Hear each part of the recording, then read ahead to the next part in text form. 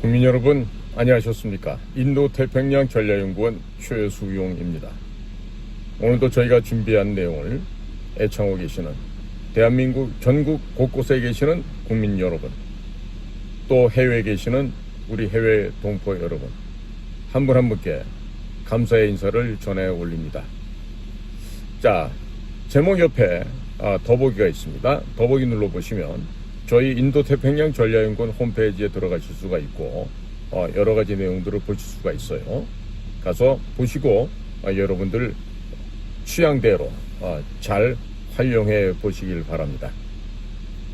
자, 지금 트럼프 대통령과 한독수 권한대행 간의 대화가 어제 있었습니다.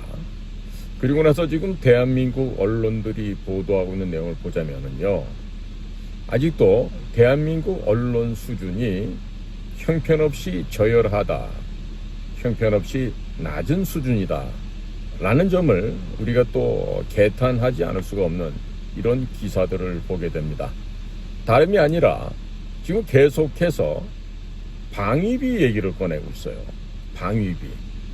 자, 예를 들어서 너네 나라 방위비를 2.0%에서 4.0%로 인상시켜라 라고 했을 때 그 말은 방위비라는 개념으로 통용될 수가 있습니다. 그러나 지금 우리나라 이 바보 같은 언론사들이 얘기하고 있는 이 방위비는요, 그러한 개념과 뭡니다. 예를 들어서 주한미군이 방위비를 쓰는 데 있어서는요, 자국의 국방부에서 예산을 책정하고 그 돈을 갖다가 의회 비준을 받고 난 이후에 쓰는 것이지, 절대로 이것을 가지고 무슨 주한미군이 여기 와서 주둔하는데 쓰는 돈은 없습니다. 방위비로. 자, 그러면 우리나라 이 저열한 언론 미디어들이 얘기하는 주한미군 방위비라는 얘기는요, 바로 주한미군이 한반도에 와서 주둔하는 데 필요한 비용을 얘기합니다. 정확히 말하면 주한미군 주둔 비용을 분담해서 나누자, 이런 얘기예요. 그리고 소련이 망해서 러시아로 돼 있는 1991년도 이전까지는 전부 다 미군이 한반도에 주둔하면서 소요되는 전기, 물, 식량 모든 필요한 경비를 미국이 다 부담을 해서 쓰다가 소련이 망하고 난 이후부터 이 주한미군 주둔 비용을 절반씩 내는 식으로 해서 오늘날까지 진행이 되어 왔죠. 그러다 트럼프 행정부 1기 때 미국의 에스퍼 국방장관이 있을 때 그때 조금 좀 인상시켜달라고 하는 걸 절반인데 그걸 못 내겠다고. 그러니까 대략 35억 달러가 지금 필요한데요. 35억 달러를 하나로 계산해보면 한 5조 원 됩니다. 그럼 현재 우리가 내는 거는 1조 한 2천억 되나요? 전 절반이 안 되는 돈을 내고 있는데 이것도 지금 더 낼 수 없다고 얘기를 하고 우리나라 미디어가 됐든 언론사 등 정치권이 됐든 보면은 참으로 한심하기 짝이 없는 그러한 이야기들을 하고 있는 것입니다. 그러니까 기본적으로 이 돈이란 것이 주한미군 같은 경우는요, 여기서 사격 훈련을 하잖아요. 총알 한 발을 쏘든 포탄 한 발을 쏘든 자기들 돈으로 사다가 쓰지, 그거를 대한민국이 지원해 주는 건 단 한 푼, 1원 한 장 들어가는 게 없어요.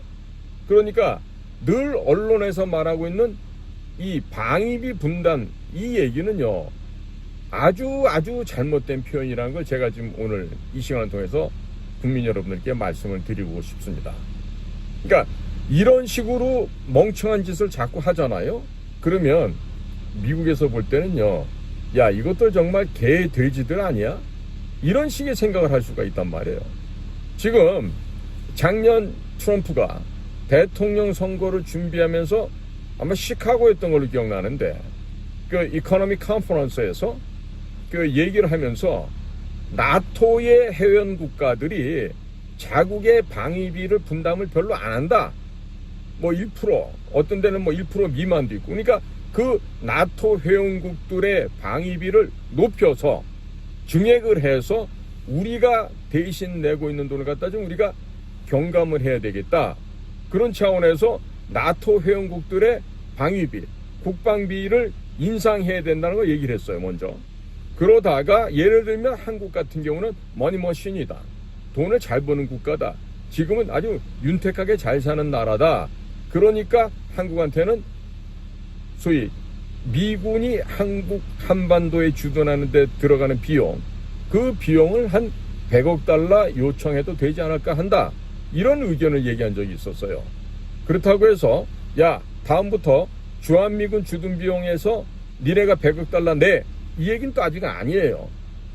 너네들이 더 내줬으면 좋겠는데 너네가 이렇게 잘 사니까 한국 같은 경우는 주한미군 주둔비 비용 분담금으로 한 100억 불 정도를 낼 수도 있지 않을까. 이걸 하면서 먼저 지금 통선을 갖다가 딱 끼워 올린 거란 말이에요. 그럼 제가 제 방송에서 여러 차례 이런 얘기를 했죠. 자, 주한미군 주둔 비용에 우리가 반 정도도 채 안 내고 있는데 일본 같은 경우는 지금 75%나 내고 있어요. 만약에 100원이면 75원을 일본이 내고 25원만 미군이 내는 거죠. 그러면 우리는 지금 어떠냐. 100원 가운데 우리는 한 30원 정도 내는 거예요. 3분의 1 조금 넘게. 한 35원? 나머지는 다 미군이 아직도 미국 쪽에서 부담을 한단 말이에요. 자, 그러면 미국 사람 입장에서 볼 때는 공평하지 않다고 생각할 수 있겠죠. 왜? 절반씩 부담하는 게 공평하다고 생각할 텐데 아직도 미국 쪽에서 더 많이 내고 있으니까 공평하지 않다고 생각할 거고, 일본과 상대적으로 비교해보면 더 불공평하다라고 생각할 수 있는 것입니다. 자, 그러면 우리는 여기서 발상의 전환, 생각을 전환해야 된다. 그럼 생각을 어떻게 바꿀 건가? 그래, 우리 잘 살아. 잘 사니까 그동안 우리 잘 살게 해준데 미국이 많이 도와줬으니까 이제 우리가 좀 은혜를 좀 되어 갚을까? 하면서 얘기를, 자, 지금 현재 실질적으로 들어가는 주한미군 주둔에 필요한 비용이 35억 달러 정도 되니까 우리가 좀 다 내면 어떨까? 먼저 공격적인 제안을 하는 거죠. 자, 제가 왜 이렇게 말씀드리냐면요. 2023년 기준 했을 때 국방비로 들어간 돈이 우리가 57조 원입니다.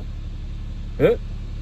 훈련소 신병 교육부터 해갖고 최첨단 무기 도입하는 것까지, 또 물론 거기 경상비로 급여 이런 거 다 포함해서 그렇다는 얘기예요. 자, 그런데 시민단체, 비정부단체, NGO 같은 거, 이런 그 좌파 단체들한테 소위 좌파 생태계를 육성하고 먹여주려고 자그마치 102조 3천억 원이라는 돈을 갖다 썼습니다.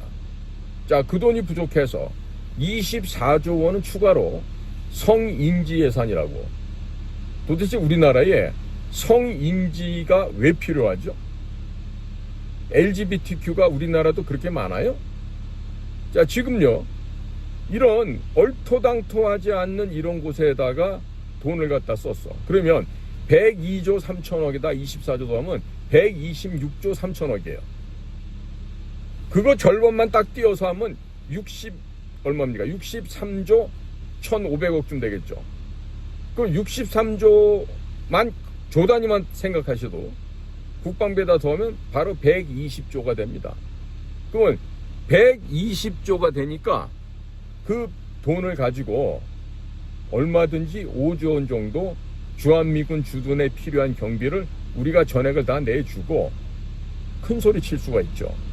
그러면서 이번같이 관세 문제가 대두되었을 때 트럼프한테 정식으로 요청을 할 수 있는 거 아니에요. 야, 지금 주한미군 주둔 비용은 우리가 좀 다 낼게.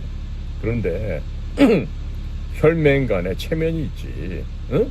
우리가 이렇게 해가지고 주한미군 주둔에 관련된 비용 전체 한 35억 달러 되는데 이 5조를 우리가 다 내게 되면은 앞으로 관세 얘기는 시끄럽게 얘기를 하더라도 대한민국과 미국 사이에서는 관세가 없는 것으로 넘어가자. 이거를 하나의 지렛대로 쓸 수 있는 거 아니겠어요? 거기에다가 만약에 지금 트럼프가 주한미군 주둔 비용을 100억 달러 정도도 한국이 낼 수 있지 않을까? 왜? 머니머신이니까, 돈 찍어내는 기계니까. 그렇다면 오케이, 우리가 그러면 100억 불을 내는데 나머지 65억 불은 백령도에서 시작해서 덕적도, 영종도 부근이에요.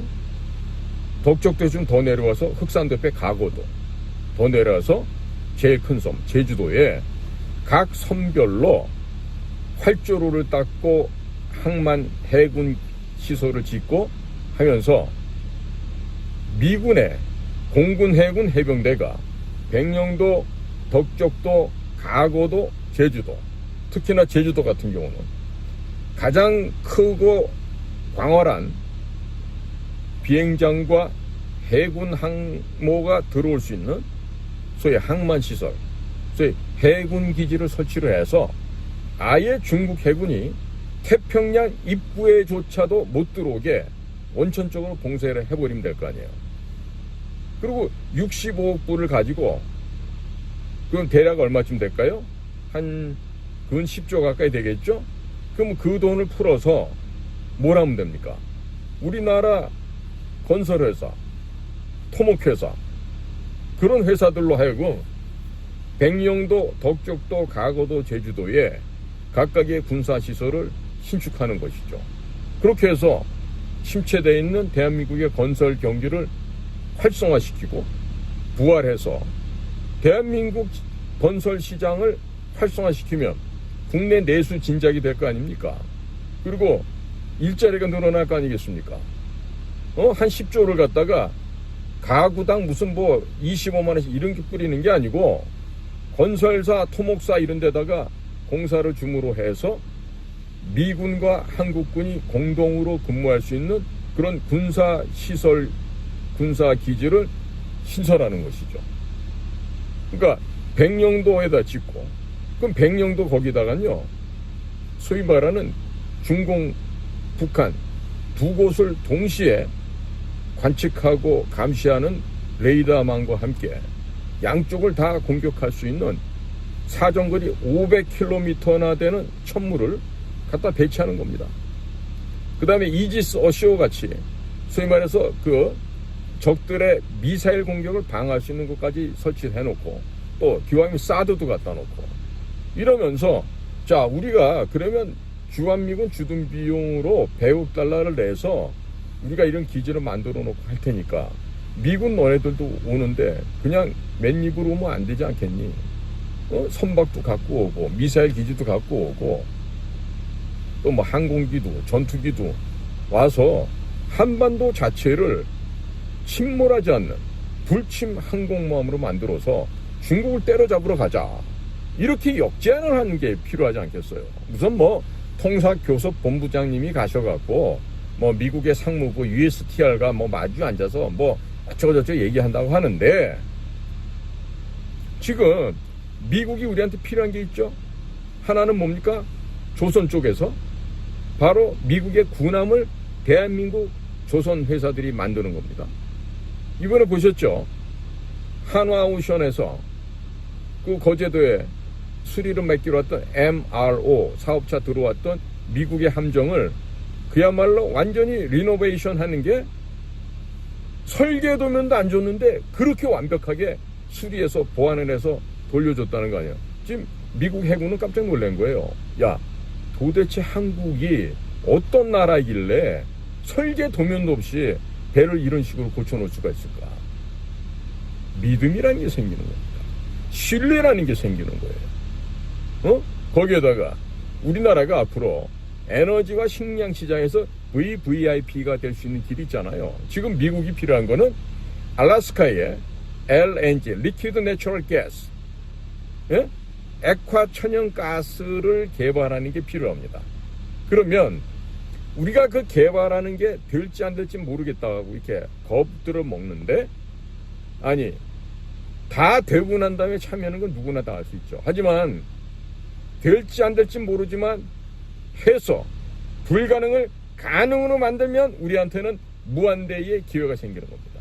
그러면 개발의 원천을 책임지고 있는 대한민국이 알래스카에서 LNG를 개발을 하고 그 개발된 가스를 파이프라인을 통해서 앵커리지까지 끌어오고 그렇게 해서 그 가스를 액화 천연 가스를 실어오면서 얼마나 우리가 VVIP 대접을 받을 수가 있겠어요. 그러면 자연자원을 개발해서 미국에 이득을 만들어주면서 우리도 그와 걸맞는 이득을 또 가져오면서 그리고 식량까지도 미국 식량을 우리가 많이 수입하는 입장에서 에너지와 식량 시장에 큰 손이 될 수 있는 거예요. 그러면 우리가 오히려 미국한테 큰 소리 칠 수 있죠. 여보게들, 과거에 우리 전쟁 났을 때 그대들이 와서 많이 도와줘서 고마운데 이제는 우리가 이렇게 먼저 나서서 부전자원도 개발을 하고 또 식량도 우리가 가져다가 이렇게 많이 소비를 하고 식량도 말이에요. 우리가 옥수수 품종 하나만 해도 대략 한 1000만 톤 정도를 갖고 옵니다. 콩 300만 톤, 밀 한 300만 톤, 합치면 1600만 톤이에요. 그러면 6만 톤급의 파나맥스급의 벌크선이 미국의 뉴올리안즈를 가서 실어온다 하더라도 한 1600에서 1700만 톤이니까 6만 톤짜리가 몇 번을 가야 됩니까? 100번 가면은 600만 톤이죠. 200번 가면은 1200만 톤. 거의 한 300회 정도 가까이 갔다 와야 그만한 식량을 가져올 수 있는 거 아니겠어요? 자, 그렇다면 우리가 얼마든지 주도권을 쥐고 미국과 협상을 할 수 있는 것입니다. 왜 이런 생각도 못하죠? 자, 지금 오히려 미국이 상관 관세를 얘기하는 데 있어서 오히려 우리에게 기회가 올 수 있다고 저는 생각하고 있어요. 자, 지금 보십시오. 우리나라 기업을 통해서 비교를 해드릴게요. 현대와 삼성이 있는데 삼성은 China Development Forum이라고 하는 CDF에 이재용과 중역들이 갔다 왔어요. 현대는 정의선 회장이 루지애나에다가 제철소를 짓고 또 조지에다가 제3공장을 지으면서 트럼프가 있는 백악관에 가서 직접 그 투자를 발표하고 거기서 환영을 받고 이런 걸 하고 있습니다. 지금 삼성같이 물론 삼성의 그 소위 주주라고 하는 사람들이에요. 그 소위 말 회사를 영업이익을 책임지는 그 사람들이 미국이나 유럽의 큰 손들이 많겠죠. 당연히 저는 뭐 주식을 하지 않습니다만은 삼성 같은 경우 주주의 절반 이상은 외국 사람들일 거란 말이에요. 그러면 그 사람들의 주장과 요청에 의거해서 중국 시장을 버릴 수가 없을 것입니다. 그러나 현재 국제 정세가 돌아가는 것을 정확하게 파악을 했다라면 그리고 명확하게 인식을 했다라면 삼성이 해야 될 조치는 CDF를 가고 뭐 딴소리를 하고 추가적으로 중국에 투자하고 이게 아니라 중국의 시안에 있는 공장을 폐문하고 또 다른 쪽에 있는 회사들도 문 닫아버리고 폐문하고 돌아와서 국내 혹은 미국에다가 투자하는 거예요. 당장에는 몇 조 원의 손실이 있는 것처럼 보일지라도 멀리 보고 길게 본다면 수백 조의 이득이 더 남을 수 있는 것이죠. 야, 니깐 놈이 뭐 기업 경영해봤다고 그렇게 얘기해. 그렇지 않아요. 뭐 기업 경영하는 놈 따로 있습니까? 그럼 거꾸로 니들은 목숨 걸고 한번 일해봤어? 전 이렇게 반문하고 싶어요. 너네들은 목을 내놓고 죽을지도 모르는 환경에 들어가라 그러면 들어가겠어? 우리는 그렇게 살았거든. 죽을지도 모르는데 위에서 조직이 명령을 내리니까 군말 않고 가서 설령 목숨을 잃을지언정 가족을 영영 못 보게 될지언정 우리는 갔단 말이죠. 자, 그래서 저라면 그런 결정을 내리겠다 이 얘기를 드리는 거예요. 자, 앞으로 두고 보세요. 저는 현대가 정말로 세계적인 기업으로 성장할 수 있다. 저는 이렇게 보고 있습니다. 왜? 앞으로 우리 동료가 개발한 이 변속기가 있어요. 부피가 기존의 변속기보다 10분의 1로 줄어듭니다. 효율은 동일하거나 그 이상입니다. 자, 그럼 이 변속기 모든 모빌리티에 적용할 수가 있어요. 항공기, 선박, 자동차, 오토바이, 자전거 뭐가 됐든 엔진을 넣고 돌리는 그런 기계에는 이 변속기를 집어넣어서 일대 혁명을 만들 수가 있는 거죠. 지금 이 변속기가 미국으로 소개돼서 지금 가고 있습니다. 이런 일을 우리 연구소에서도 하고 있는 거예요. 그러면 만약에 이런 변속기가 테슬라랑 포드랑 GM이랑 크라이슬러랑 연합이 됐어. 그러면 모빌리티에, 특히 자동차 산업에서 미국의 자동차 회사가 혁명을 일으켜버리는 거예요. 물론 우리나라처럼 이렇게 밴더가 1차 밴더, 2차 밴더, 3차 밴더, 4차 밴더 이렇게 있는 구조에서는 이런 식으로 해가지고 기술 혁신 해버리면 1, 2, 3차, 4차 밴더 업체들이 다 말라 죽을 수가 있기 때문에 안 돼요. 할 수가 없어요. 그러나 자, 지금처럼 만약에 테슬라 자동차 주가가 빠진다 뭐 이런 얘기를 하는데, 그래? 그러면 테슬라 구조를 한번 바꿔볼까? 이 변속기 집어넣어서 생산 단가를 줄이고 효율은 높이고 그 다음에 더 오래가고 파워풀하게 이런 식으로 전기 자동차가 바꿔진다면 세계 자동차 시장은 완전히 변화를 느끼게 되겠죠. 변화가 아니죠. 이때는 혁명의 혁명. 자, 이런 겁니다. 그러면 우리나라는 우수한 두뇌들이 많고 우수한 능력을 가진 사람들이 도처에 있습니다. 거의 모든 분야에 그렇습니다. 그러면 이와 같은 인재들의 힘과 에너지를 모아서 이것을 총체적으로 발휘할 수 있게끔 만들어야 돼요. 저는 그것 또한 정치의 영역이라고 생각합니다. 그리고 더 나아가서는 국가정보부가 이런 일을 해야 돼요. 그런데 지금 못하고 있잖아요. 그래서 제가 오늘 드리는 얘기는 왜 생각이 이렇게 짧을까? 그러니까 공무원들은, 판사 검사들은 뭐가 안 돼. 왜? 독창적인 세계를 생각을 할 수가 없어요. 불가능하다고. 판례를 봐야 되고 조문을 봐야 되고 미지의 세계에 아무도 가보지 않은 곳에 간다? 겁이 나서 못 가는 거예요. 할 수가 없다니까. 제가 지금 코로나 때 몸을 상해갖고 지금 못 가서 그렇지, 지금 제가 개발한 액체 비료를 갖고 지금 계속해서 진행을 시켰더라면 GMO 유전자 변형 종자를 사용하지 않고서 천연 내추럴 종자를 갖고서 생산량을 20% 30% 증가시킬 수 있는 그 비료를 제가 만들어 놓은 게 있단 말이에요. 그런데 문재인 정권의 그 잔인무도한 중국 사람들 마구잡이로 들어오게 하는 그 과정에서 제가 2020년 8월 15일 국민대회를 광화문에서 열기 위해 백선엽 장군 돌아가시고 그 빈소를 49제를 하겠다라고 억지를 부리면서 우리 나라지킴이 고교연합 선배들하고 그 광화문 광장 지켰단 말이에요. 그 직후에 돌아온 보복은 제가 코로나 환자로 강제로 캠프에 입실이 되고 병원까지 끌려갔다가 2달간이나 혼수 상태에 있다가 깨어나는 이런 비극을 겪었단 말이죠. 지금도 몸이 불편해요. 왜? 그때 일을 생각하면 이가 바득바득 갈리죠, 저도. 그러나 아직은 때가 아니기 때문에 지금 참고 있는 것 뿐입니다. 자, 국민 여러분, 우리가 말입니다, 요즘처럼 이렇게 국제정세에 돌아가는 걸 제대로 파악하지 못해서야 이 어찌 사람이라고 하겠습니까? 120년 전에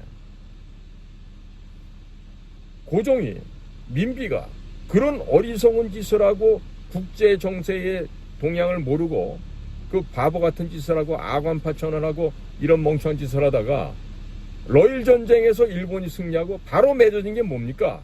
을사늑약 아니에요. 우리 외교권을 뺏겨버리지 않았습니까? 실제로 그때부터 1905년부터 이 나라는 외교권을 박탈당한 식민지 상태로 들어간 거죠, 사실상. 그런데 그 역사의 그 참담한 그런 패배의 현장을 우리가 인식하고 있으면서 오늘날 똑같은 잘못을 또 한다? 이거는 사람이 아니죠. 그렇기 때문에 사람이냐 짐승이냐를 구분하는 것은 뭐다? 역사를 아느냐 모르냐에 따라서 구분이 되는 거 아니겠습니까? 당시에 웬스카이 원세계라는 자가 와서 우리나라 젊은 여성들을 능욕하고 첩을 수명이나 거늘고 다니면서 그렇게 이 나라를 짓밟고 까불고 다니다가 청일전쟁에서 청나라가 대패를 하죠. 그리고 그들의 운명이 어떻게 됩니까? 결국 공산화로 귀결되지 않습니까? 예? 손문이 1911년 신해혁명을 통해서 잠깐 소위 중국이라는 나라를 좀 변화시켜볼 노력했지만 결국 1921년도에 설립된 중국 공산당에 의해서 장개석의 국민당과 국공합작을 거치고 만주사변과 중일전쟁을 거치면서 여러 가지 일들이 벌어졌지만 결국 귀결은 뭐다? 중화인민공화국이라고 하는 공산당 정권이 수립되는 거 끝나고 그 이후부터 중국 대륙은 비참하고도 처참한 암흑기의 세월을 지내게 되는 거 아니겠습니까? 자, 이런 역사를 되돌아본다라면은 우리는 지금 대우각성을 해도 부족하지 않겠습니까?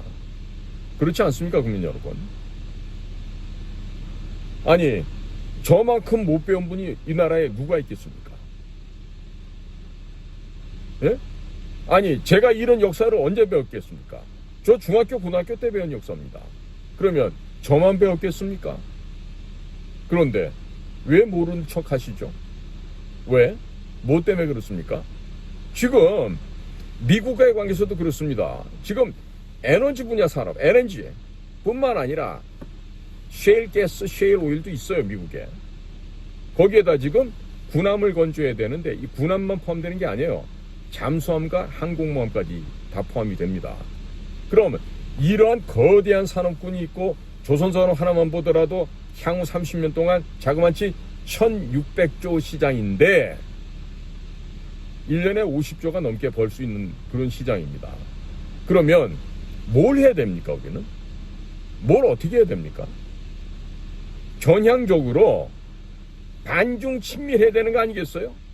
친중 매국노, 나라를 팔아먹는 이 더러운 놈들을 잡아서 없애버리고 친미, 자유, 애국 그룹들이 이 나라를 맡아서 끌고 가야 되는 거 아니겠냐 이 얘기입니다.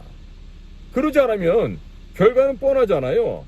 지금 대통령 선거 새로 한다 해도 부정선거 물론 또 하겠지만 국민들께서 대우각성을 해서 소위 친중 매국노 이자들을 표를 안 주고 몰아서 말려 죽도록 하면 될 거 아니에요. 그렇지 않습니까? 제가 지금 꿈 같은 얘기하고 있습니까? 물론 국민의힘, 더불어민주당 다 중국 공산당의 2중대, 3중대들이죠. 저것들은 없어져야 될 조직들이에요. 그런데 지금은 딱히 지금 선거를 치러야 되니까 합종연행을 잠깐 할 수밖에 없겠죠. 그렇지 않습니까? 그러니까 지금 뭐 중도 확장을 해야 된다 이러는데 아니 그 중도라는 게 어디서 실제로 존재합니까? 다 뭐냐면요. 지 입에 떡 많이 들어오고 배부르고 등 따시면은 그게 최고 아니겠어요? 자, 국민 여러분한테 제가 여쭤보겠습니다. 물론 제 방송 보시는 분들은 대부분 각성돼 있고 지적 수준이 저보다도 뛰어나신 분들이 더 많으세요. 그런데 제가 오늘 이 말씀 드린 건 굉장히 우리 독자분들한테는 송구하고 죄송스러운 말씀이거든요. 아직도 중국이 뭔지를 깨닫지 못하는 개돼지들이 있어요. 안미 경중이라고 떠들던 박근혜 정권 때 안보는 미국과 경제는 중국과 이런 개소리를 하던 놈들이 외교부, 국가안보실, 청와대 이런 데 질비하게 있었단 말이에요. 국제정세를 전혀 못 읽는 자들이에요. 뭐가 뭔지는 몰라. 그리고 앉아서 그저 연매하고 그 사료나 받아 먹을 수 있으면 거기에 감사하면서 꼬랑지 흔드는 그런 강아지들처럼 그런 놈들이 장관을 하고 차관을 하고 국가안보실장을 하고 차장을 하고 이런 짓을 하면서 박근혜 대통령을 바보로 만들었던 거지. 미쳤다고 전승기념절에 갑니까? 그렇게나 가지 말라고 얘기를 하는데도 그 당시 외교부 장관이 누구야? 윤병세 국가안보실 뭐 하는 데냐고 그런 데가. 그러니까 이번에도 지금 어제 한덕수 총리하고 얘기하는 거 보면요, 딴 얘기가 아니라니까.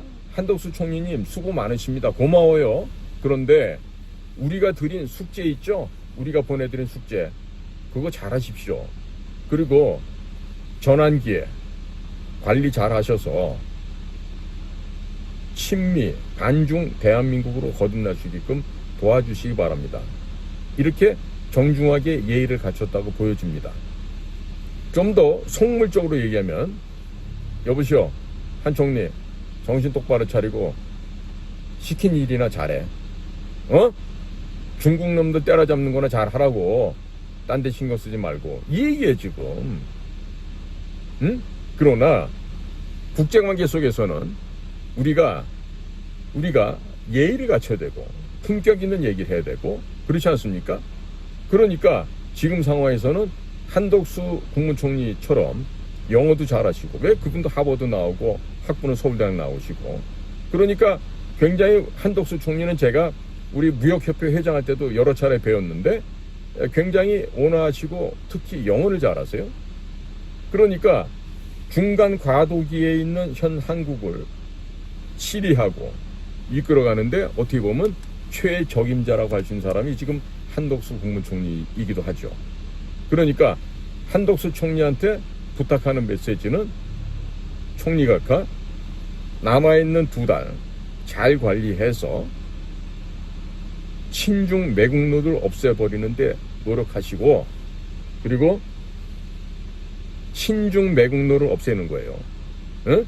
반중 매국노가 아니라 친중 매국노들을 제거하고, 그리고 한국의 정치 문화를 친미 애국 그룹으로 이거를 바꾸는데 일조해 주시기 바랍니다 라는 얘기예요. 그러면서 알래스카 LNG 건도 얘기를 하고, 또 배 만드는 조선업도 얘기가 나오고 한 것이죠.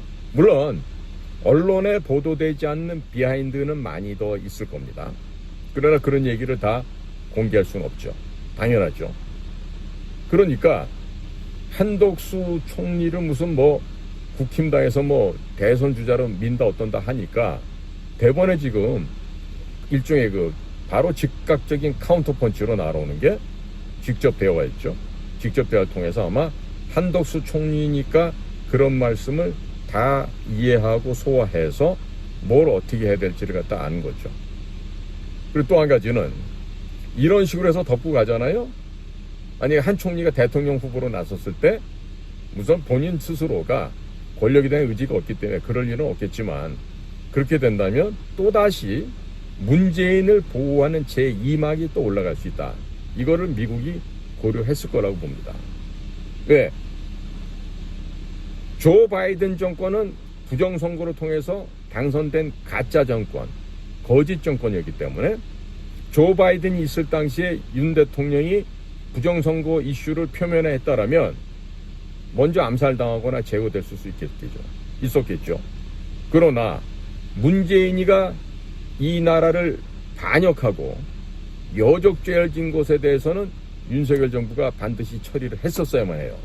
그런데 그걸 안 했는 상태에서 윤석열 대통령이 탄핵당하고 다시 한덕수가 올라온다? 그럼 절대로 문재인은 또 안전지대로 속하게 되겠죠. 그러니까 그런 거 저런 거를 지금 복합적으로 워싱턴에서는 지금 보고 있고 이미 파악하고 있다는 얘기예요. 그리고 이미 중요한 사람이 와서 앞으로 이 나라의 대통령이 될 예비 주자에게 모종의 말씀을 전해주고, 그리고 일종의 테스트 겸 혹은 확답 겸 해서 사인을 남겨주고 갔다는 거예요. 그거 언제인지 누군지는 제가 지금 밝힐 수는 없어요. 나중에 그분이 대통령이 되고 나면 그때 가서 제가 공개를 할 수가 있습니다. 자, 그러니까 국민 여러분들께서도 제발 좀 역사적으로 우리나라가 지금 어떤 일을 겪어왔고 지금 상태는 어떤 상태고, 그렇기 때문에 우리 국가를 구성하고 있는 국민 주권 아니겠어요? 그러면 우리 국민 한 분 한 분은 내가 어떠한 결정을 내려야 되겠다. 당연하죠. 친중하는 자들을 배격해야 되죠. 그래서 제가 친중 매국노들이라고 얘기하는 겁니다. 구체적으로 얘기 들으면 누가 있어요? 민주당 애들이 다 그렇지. 조국당 애들도 다 그렇지. 진보당 애들도 다 그렇지. 지금 그뿐만입니까?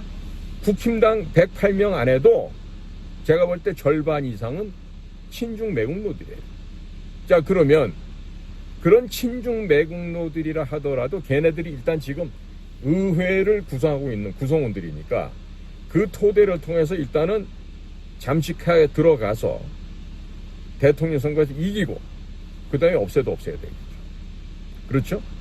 자, 그러니까 어차피 지금 6월 초가 되면 우리는 대통령 선거를 해야 됩니다. 여기서 특히 조심해야 될 건 뭐다? 사전투표를 안 해야 된다. 야. 자유우파라 그러면서 자유공화 애국시민이라고 하면서 사전투표하는 자들은요, 앞으로 숨 쉬지 말고 살기 바라요. 네, 숨 안 쉬면 어떻게 되는지 아시죠? 숨 쉬지 마세요, 그런 분들은. 앞으로는. 응? 그래야만 새롭게 부정선거를 깨닫고 선관위가 어떤 존재인지 알고 헌법재판소가 얼마나 무도한 집단이라는 걸 아는 사람이 대통령이 되어서 이것들을 하나하나씩 적폐 넘어라서 제거를 해야 되지 않겠습니까? 물론 총선을 다시 해서 가짜 의원들을 다 쫓아내고 모든 특권도 없애버리고 숫자도 한 100명 정도로 줄여버리고 100명 미만으로 제 생각 같아서 한 50명만 했으면 딱 좋겠어요. 그렇게 해서 우리나라 정치 문화를 바꿔야 돼. 거기에다가 새로 된 대통령은 소위 말하는 현대판 신식 삼천교육대를 만들어서 한 100만 명 정도는 정신교화를 시켜야 된다고 봐요. 그렇게 새로운 삼천교육대를 통해서 굴렸는데도 정신개조가 안 된다. 그러면 그 다음부터는 방법이 하나밖에 없지. 응? 하나밖에 없죠, 그거는. 자, 그러니까 지금 우리 국민들의 전반적인 의식 수준이 높아지셔야 됩니다. 한마디로 분별력을 가지셔야 돼요. 누가 적이고 누가 친구인지. 우리 적은 누구야? 중국이야. 친구는 누구야? 미국이야. 이거를 구분 못하고 밥 먹는다? 그건 개, 돼지지. 그게 어떻게 사람이라고 할 수 있겠어요. 특히 전라도 여러분들 동네 앞으로 이대로 나가면 풍력발전소 생기고 개펄 엉망돼. 어?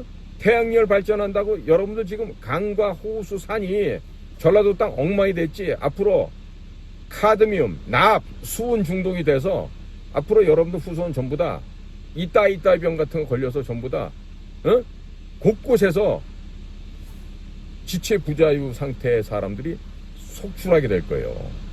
그러면 누가 우리의 친구고 누가 우리의 적인지 알아야 될 거 아니야. 간단하다니까. 친중 매국노가 되겠느냐 아니면 애국 친미 세력이 되겠느냐, 둘 중에 하나만 선택하면 되죠. 이것도 구분 못해요? 그러면 밥은 왜 먹어? 숨은 왜 쉬고? 그럴 필요 없잖아요. 그렇지 않습니까? 지금 이 못 배워먹고 무식한, 즉 어느 집안에 종노비에 불과한 애들이 지금 대표 언론이라고 떠들고 있어. 어? 그리고 빨리 저 이진숙 방통위원장님은 폐간해야 될 게 좀 몇 개 있을 텐데, 응? 없애버려야 돼도 빨리 좀 그 조치 좀 해주시고요. 자, 이렇게 해서 얼마 남지 않은 시간 동안에 우리는 혁명보다 더한 혁명을 완수를 해야 됩니다. 국민 여러분들 꼭 좀 기억해 주시고요. 다들 정확한 판단력과 분별력을 가져주시길 바랍니다. 그리고 우리 자유우파 여러분들에게 꼭 신신당부를 드리고 싶은 말은 뭐냐? 젊은이들 키워야 됩니다. 젊은 사람들 키워야 앞으로 미래가 있는 거 아니겠습니까? 자, 예를 들어서 공직생활 30년 하고 나왔어. 나와가지고 또 무슨 단체마다 장을 또 해. 그러고서 평생 녜녜녜녜 그리고 지당 대신으로 살아왔던 공직자들이 사회에 나온다고 바꿔질 거 있습니까? 안 바뀝니다. 어? 미래에 한 번도 해보지 않은 일을 해낼 수 있습니까? 못합니다. 그러면 늘 보면은 아까처럼 늘 해왔던 관성대로 일을 할 수밖에 없어요. 자, 그런 영감 할머니들 모여서 경로당 만들어 놓고 정당이요 무슨 단체요 해봤자 할 수 있는 일이 뭐가 있습니까? 과거에 공직이랍시고 앉아서 있을 때는 나라에서 돈이 나오니까 그 예산 갖고 뭘 한다고 흉내를 냈지만 이제는 연금 받아먹는 생활하는 주제에 어디 가가지고 단돈 10,000원짜리 밥 사기도 힘든 인생들 아닙니까? 그러면서도 옛날처럼 대접받기나 원하고 절대로 젊은 사람들 공들여서 애착을 갖고 키울 생각을 안 해요. 자, 혹시 제 방송 보는 사람들 가운데 혹시 후학들을 영재라고 생각하고 그런 사람들을 키워본 사람 얼마나 됩니까? 우리 자유우파 진영에서. 특히 공직생활한 사람들 가운데 연금 받아 처먹는 사람들 가운데 몇 명이나 있습니까? 그렇게 사는 사람들이? 5명 될까요? 10명 될까요? 부끄러운 줄 알아야 됩니다. 부끄러운 줄 알아야 돼요. 응? 그래서 오늘 제가 어제가 한덕수 총리님하고 트럼프 대통령 사이의 대화를 통해서 이제 언론이 보도하는 거 보니까 딱 하나는 짚어줘야 되겠다. 주한미군 주둔비용 분담금입니다. 주한미군 주둔에 사용되는 돈을 분담해서 내는 돈이에요. 절대로 방위비가 아닙니다. 무식한 소리 좀 그만들 하기 바랍니다. 특히 레거시 미디어의 기자 양반들 거기 스카이 대학 안 나오면 못 들어간다고 그러고 그런 얘기들 하던데 스카이 대학 나오면 뭐 할 거야? 스카이 대학 나온다고 거기 사람 같은 기자가 몇이나 있어요. 또 그러겠네. 서강대학교, 성대, 한대 이런 데는 스카이 대학보다 못하냐고 얘기하기. 물론 거기 나와도 훌륭한 분 많이 있죠. 그러나 제가 얘기 드리는 거는 그런 무슨 과거에 무슨 중고등학교 때 공부 좀 해서 대학 간 거 가지고 평생 울고 먹지 말라는 얘기예요. 창피하지 않아요? 아직도 무슨 스카이 얘기하고 서울대 나온 사람이고 연고대 나온 사람 아니고 그랬습니까? 세상에 어디가 그래? 응? 옛날에 우리가 대학 갈 때는 부산대 경북대학이 솔직한 얘기로 연고대 수준 이상이었다니까. 응? 훨씬 뛰어난 학생들이 많아도 가정 형편상 상경할 수 없어서 그냥 경북대 가고 부산대 가고 그랬다고. 무슨 소리들 하는 거야, 건방지게. 응? 경북대학교나 부산대학교는 단과대학이 많고 해서 진짜로 영어로 말하는 유니버시티가 돼요. 서울에 있는 대학 중에서는 유니버시티급이 안 되는 애들이 많잖아요. 얼마나 많은데. 제가 이렇게 말씀드리면은 지금까지는 우리 학교 뒤에다가 무슨 유니버시티 했는데 그 유니버시티 수준 안 되는 학교가 더 많다니까. 양심 있으면 가슴에 손 얹고 생각해 봐요. 진짜 내가 유니버시티 나왔는지. 칼리지지 무슨 유니버시티를 나와.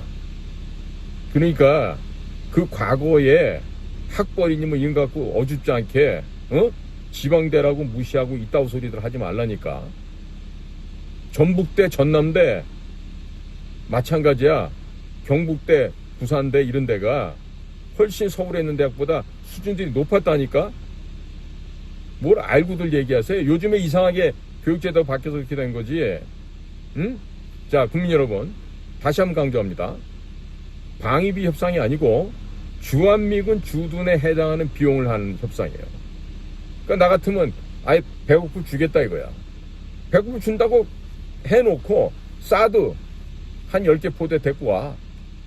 그 다음에 우리가 항만이랑 활주로랑 다 지어줄 테니까 일본에 있는 미군들 끌고 와. 거기 지진 때문에 위험한데 요코스카에 있는 실함대 달로 제주도로 이사 오라고 해서 여기서 중국의 목을 갖다 치자는 얘기 아니에요.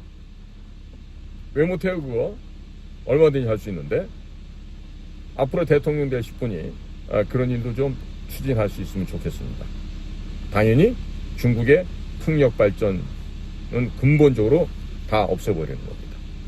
자, 오늘도 저희 방송을 경청해 주셔서 감사를 드립니다.